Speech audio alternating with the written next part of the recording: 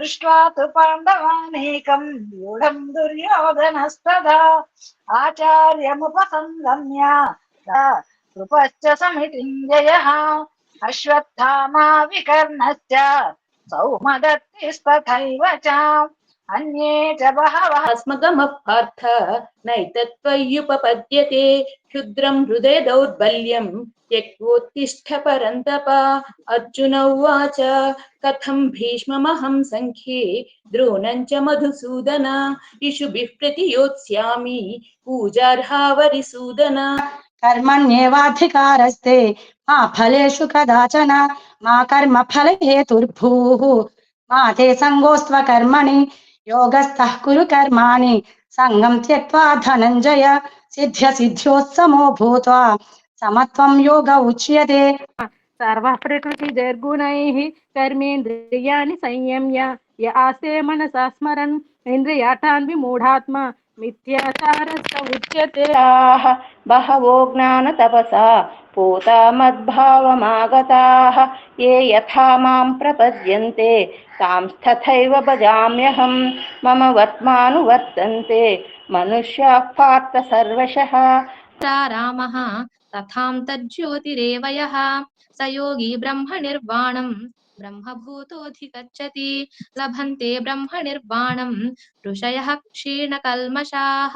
छिन्नद्वैधायतात्मानः सर्वभूतहिते रताः उपविश्यासने युञ्ज्यात् योगमात्मविशुद्धये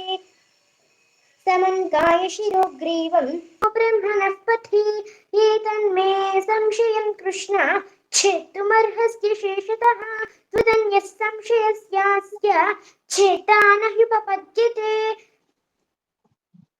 श्रीभगवानुवाच पार्थनैवेह नामुत्र विनाशस्तस्य विद्यते न हि कल्याणकृत् कश्चित् दुर्गतिं तात गच्छति। आसुरं भावमाश्रिताः चतुर्विधा भजन्ते मां जनाः सुकृतिनोऽर्जुन आर्तो जिज्ञासुरतार्थी ज्ञानी च भरतर्षभ तेषां ज्ञानी नित्ययुक्तः एकभक्तिर्विशिष्यते प्रियो हि ज्ञानिन्योत्यर्थम् अहं स च मम प्रियः उदाराः सर्व एवैते ज्ञानी त्वात्मैव मे मतम्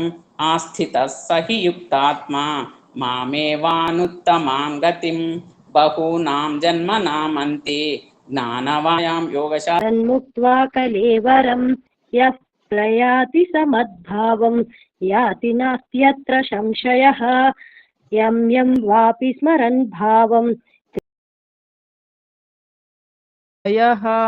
श्रीभगवानुवाच इदं तु ते गुह्यतमं प्रवक्ष्याम्यनसूयवे ज्ञानं विज्ञानसहितं यज्ञात्वा मोक्ष्यसे शुभात् राजविद्या राजगुह्यं पवित्रमिदमुत्तमं प्रत्यक्षावगमं धर्म्यं सुसुखं कर्तुमव्ययम् सर्वपापैः प्रमुच्यते बुद्धिर्ज्ञानमसम्मोहः क्षमा सत्यं दमः शमः सुखं दुःखं भवो भावः भयं च भयमेव च। श्रीभगवानुवाच मय्यावेश्य मनो ये मां नित्ययुक्ता उपासते श्रद्धया परयोपेताः ते मे युक्ततमा मताः ष्टोपपत्तिषु पैशानन्ययोगेन भक्तिरव्यभिचारिणी विविक्त देशसेवित्वं भवति भारत सर्वयोनिषु कौन्तेय मूर्तयः सम्भवन्ति याः तासां ब्रह्म महद्योनिः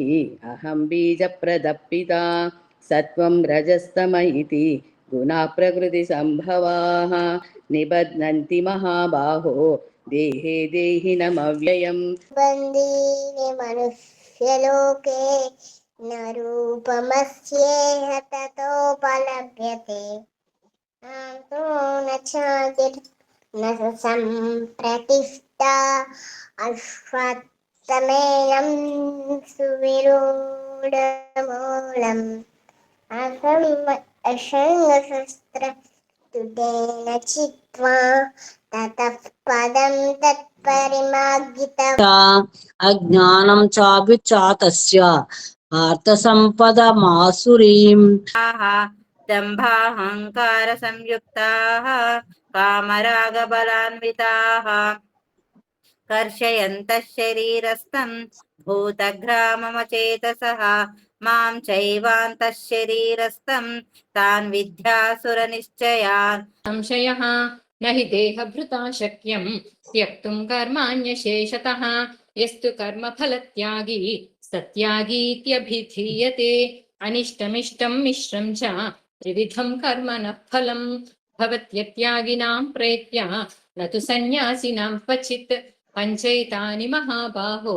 कारणानि निबोध मे साङ्ख्ये कृतान्ते प्रोक्तानि